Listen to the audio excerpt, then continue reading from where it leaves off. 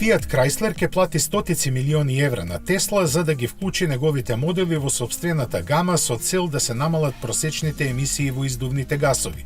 Точната сума не е објавена, а двете компании понатаму ќе делуваат целосно независно. Овој договор е постигнат како превентива да се избегнат високите казни за пречекорување на емисиите на јаглерод диоксид, кои во Европа ќе стапат на сила во 2021 година и не предвидува никаква соработка. Ваквите тргувања со еколошките лимити не се новост во индустријата.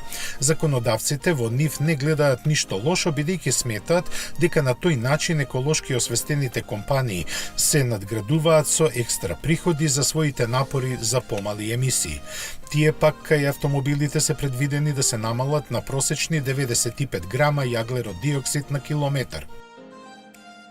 Секој грам над лимитот повлекува големи казни, кои може да се искачат до милијарди евра.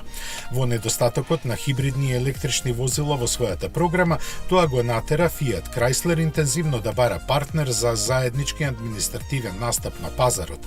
Фиктивното здружување со Тесла драстично ќе намали просечната емисија, а со тоа и евентуалните казни.